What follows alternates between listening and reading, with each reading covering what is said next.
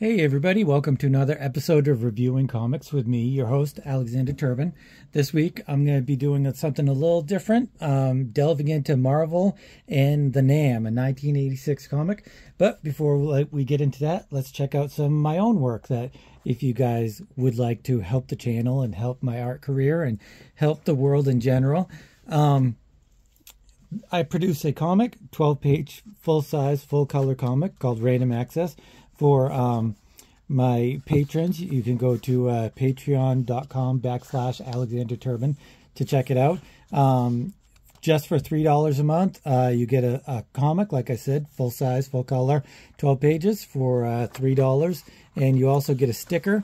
And yeah, so this is Random Access. You can also check these out at alexanderturbin.com, which has all kinds of my other comics, Random Access, Mutandis, all kinds of other stuff.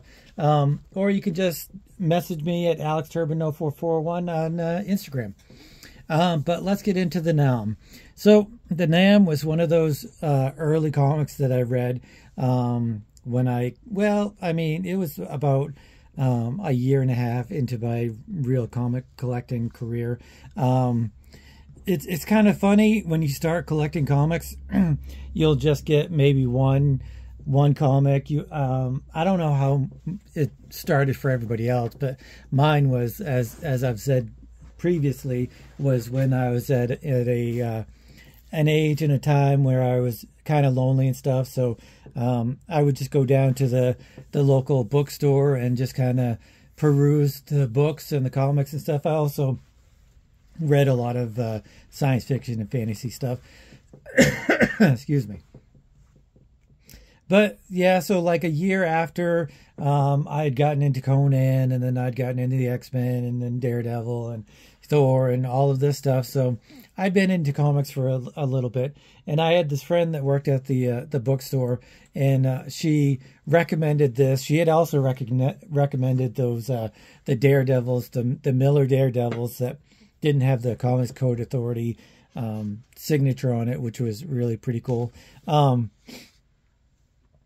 So I got actually a couple of those, but she recommended this because I guess this was really highly regarded by the military, and anybody that was into the military and stuff like that was really highly regarded. And this was pretty much when Platoon was coming out, and that was very popular, and I loved that movie. War stuff really is not my thing. If it's really good, then I'll really like it. I mean, obviously, Platoon, any other kind of war movie or war show, Band of Brothers, anything like that is obviously, if it's good. Schindler's List, is that a war movie?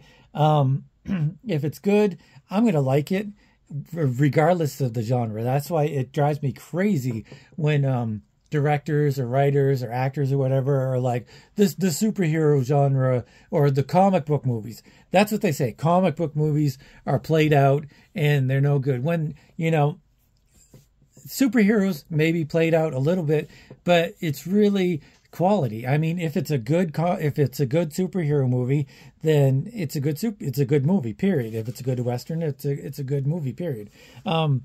Same thing with comics. If it's a good comic, then it doesn't matter if it's a war comic or a superhero comic or a punk comic or whatever.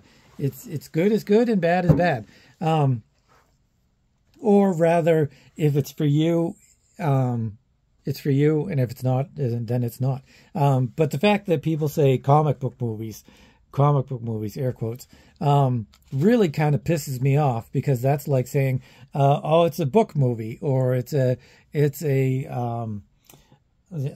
don't know how else to compare, but saying something is a comic book movie is like saying that you're taking something from one platform, one way of making something, and you're putting it into another, but you're saying that it's only has to be one way. And obviously everybody knows by now, especially you guys, that comic books are not just one thing. They're multiple different things. There are millions of different things to different people, and they're made different ways. So saying a comic book is a movie is comic booky is to me, it's an insult.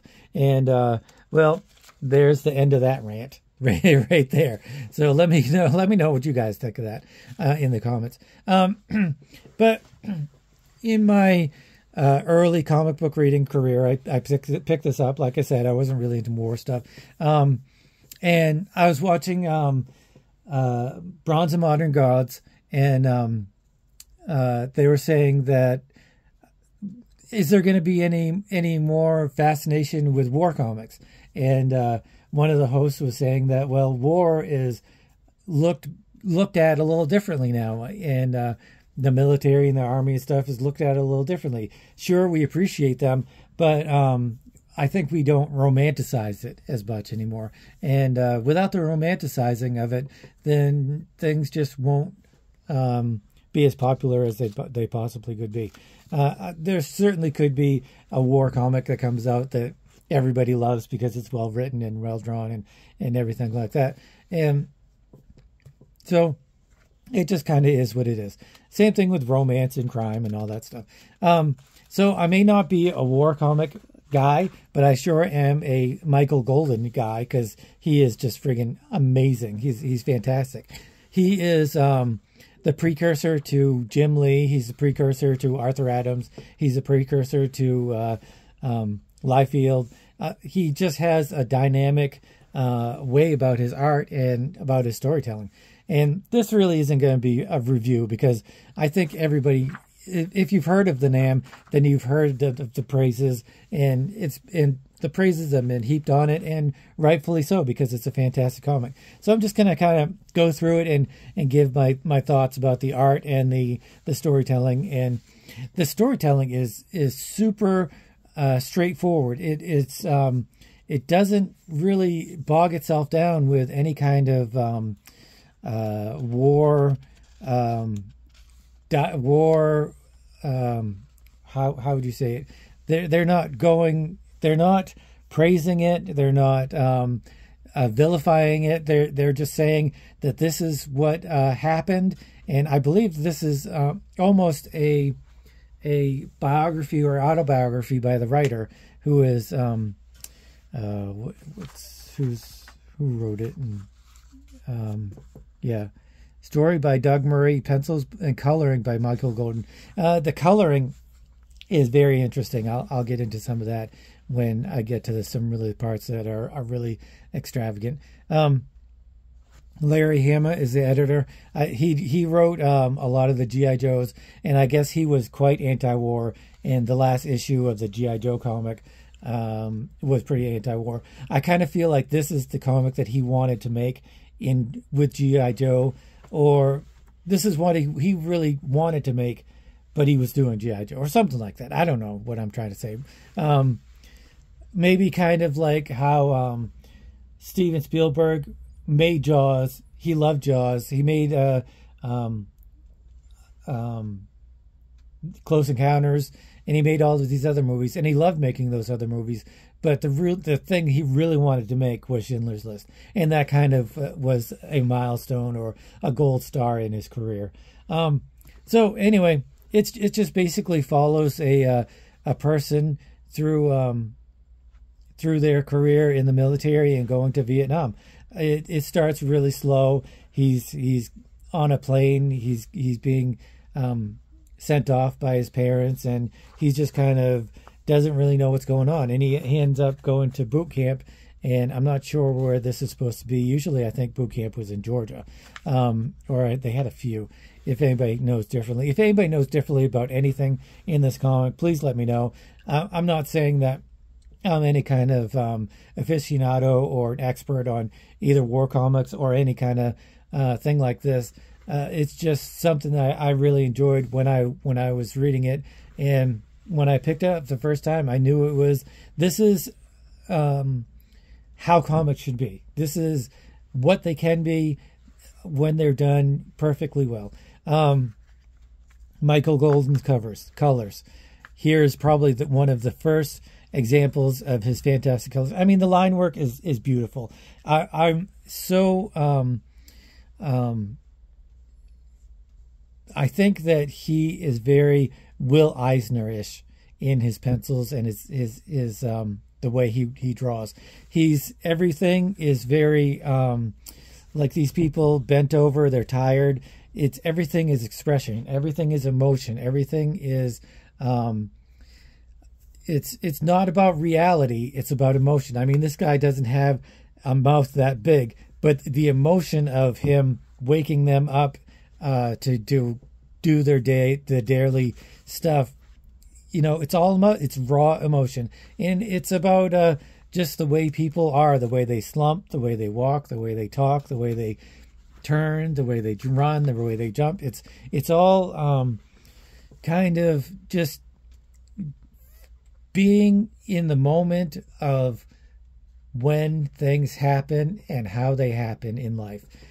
As a comic book artist, I think one of the most important things we can do is observe people. I'm not saying that you should put every type of person in your comics, but if you're observing people, and then you're observing emotion, and you're observing styles, and you're observing, you know, everything about the human condition, then that's going to translate into your comics, and obviously it's going to be better. Michael Golden, I mean, look, you've got the camera through the chain fence, and you've got this drill sergeant, and he's giving the newcomers a hard time. It's just, you know, these words wouldn't even have to be here. You know exactly what's going on, and it impacts you emotionally. And that's what I try to get into my comics. Whether I succeed or not, time will tell. But Michael Golden sure as a hell gets all of that into his comics, and especially the emotion. Here's one of the great things about his coloring. These two panels specifically, you've got these oranges. I mean, you could have just done a gray or some blues and faded out, but you've got these beautiful oranges and yellows. I mean, you can see the time of day it is, the time of evening it is, and you've got some real great nuances. Same thing here with the drill sergeant. You've got his hat going this way. You've got his face kind of going this way. It's got all of these really cool angles. The mouth is going one way. It's and then you've got the color on the top, and you've got this gray and blue coloring. It's so intricate, and it goes above and beyond what most comics at the time were doing for coloring, and I really, really super appreciate it. I'm not the greatest colorist in the world. I freely admit that. It's not something I really truly enjoy doing. But when you come out with something like that looks so beautiful, you've got to appreciate everything that he does for the book. I mean, you've got it's nighttime. It's all this dark blues and light blues and shadows and lights coming in from the moonlight, and then you've got this barrage of sunlight with these yellows and these pinks and the white, and it's just really brings to the forefront everything that Michael Golden is putting into this comic. He did not mail this in at all, any time. None of the middle pages are mailed in. It's all done specifically how he wants to do it, how he envisions it in his mind, how the writer probably, I'm sure they discuss lots of different things. I don't know if Michael Golden ever went to Vietnam, but he brings to the book an authenticity, I think, is really something that you have to really appreciate about something like this. I mean, look at this. You got the pinks of the morning or evening. I think it's morning. No, it's probably night. But you've got this hard pink, and then this dark blue in the background. It's almost like how Frank Miller in Sin City has such a hard contrast with his shadows and his shading, and not his shading, but his shadows. It's a real strong light source, but I feel like if he had done that in color, Michael Golden would have been a perfect person, because he uses light sources perfectly in this book. I'm going to give this book a 10 out of 10. Like I said, I'm not a war guy, but simply the quality and the of the writing and the storytelling and the art it's a 10. It's a 10 out of 10 comic. This is how all comics should be done, really, in my opinion. You've got these great colors, you've got this great shading, in the storytelling. I never had to backtrack, was never confused. Here's some great, I don't know if this is a montage of different times helicopters have come in, but look at this swirly, I mean, it's almost like a movie. And look, the beautiful coloring, the oranges on one side, and you've got the dark greens and reds on the other side. It's really a contrast, compare and contrast on all of the shapes. It's almost like the colors create their own shapes, and you've got all of this different ways of looking at it. There's also some of the great stuff in this, as in all of the great war movies, is a distinction between the action scenes and the slower moving scenes. A lot of these books and comics and movies, these guys, they're just walking along, you know, in the swamps or whatever, and then until something happens. And so you've got to make an exciting way of doing that. But I have totally gone off the rails, and my apologies. So he's going to Vietnam. He goes to boot camp, and he gets all of his shots and everything. And the drill sergeants kind of drill into everything that they need. It's very short, the whole boot camp scene. It goes right from there to him being taken to Vietnam. And I think his name's Mike, the main character. But he goes to Vietnam, and he's dropped off, and he has a harrowing experience. The plane is being hit by bullets or whatever, almost bombs. I think they're not quite as big as bombs or whatever, or missiles, whatever. And then he lands, and he's just kind of thrown into the war, and it's a completely different thing than he could have ever imagined. And it goes into him being sent to his platoon and kind of getting him acclimated to his platoon. Again, it's some great rendering. I kind of wish this was bigger. I kind of wish this was magazine size, but still color, not black and white. I really love the color that Michael Golden gave us. It's a real treat for what he did. So he's getting acclimated. He goes to their sergeant to figure out where he's going in the platoon, what station he's going to have. The sergeant wants a bribe to give him a cushy job, but the kid doesn't know anything. Marks is his last name, I guess. Anything about the bribery thing. So he sends him out to the harshest conditions and the hardest job that he can get. One of the other military men is explaining all of this to him, and the kid is just dumbfounded and doesn't really know what's going on. When he finally does get to the station in his platoon, or the group that he's in, they're just kind of regular Joes, regular American dudes, and they're just trying to make their way. They're getting candy snuck in, and they're just, gambling and doing whatever they can to while away the time until they have to go out. So then you have the leader of the platoon, and they're going out to meet another group, or they're going to be checking for traps and landmines and stuff for the heavy artillery vehicles, and they find one, and they kind of disarm it and stuff, and they're just kind of going through the swamps of Vietnam. And it's so great to see that they made this comic, and then in the middle they have an advertisement for cartoons for kids, because this is not a kids comic.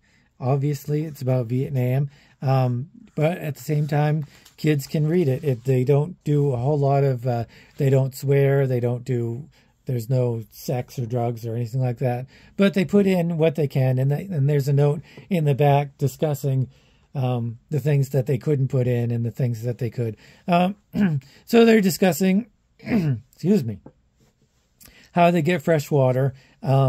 Really, if they'd asked me, I could have told them. But I'm a little bit of a survivalist. So anyway, so the VC attack them. He needs to use his gun for the first time, and his action sequences are just beautiful. They're gorgeous. Even after 30 plus years, the colors are nice and vibrant, and there's a little bit of browning around the pages, but I mean, the colors in the comic are nice and vibrant, and they completely work the way they're supposed to.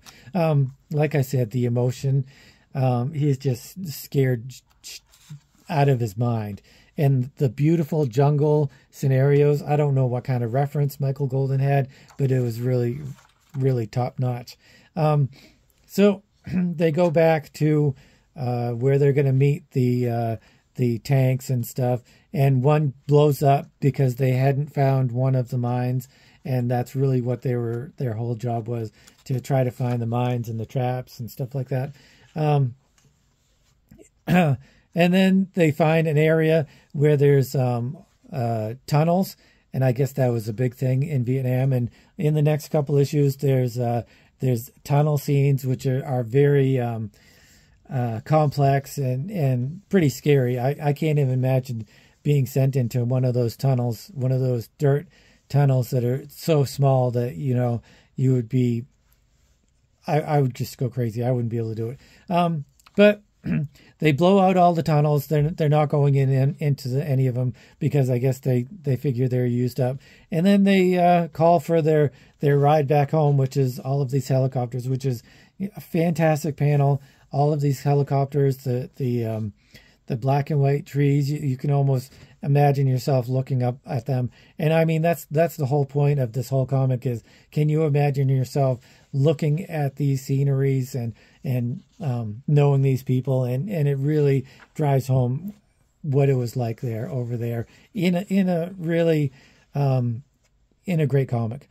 Again, you've got this circular pattern of smoke and stuff. So yeah, then they just kind of go home and talk about the previous day and kind of what's going to happen. And then they go to a movie for all of the enlisted men or whatever, and it's some Civil War movie or something like that.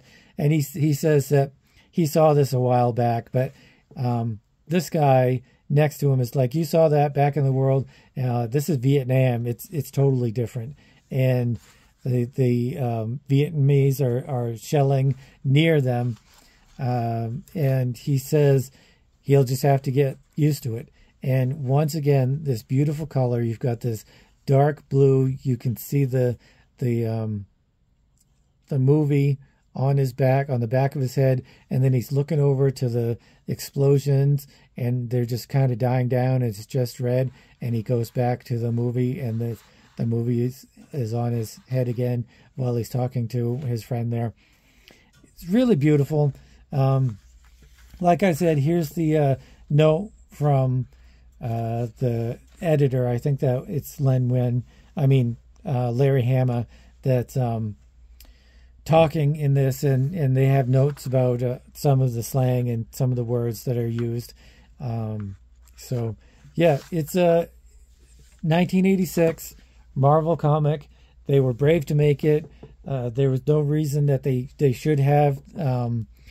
It was just, I think, the writers and the artists and the editors.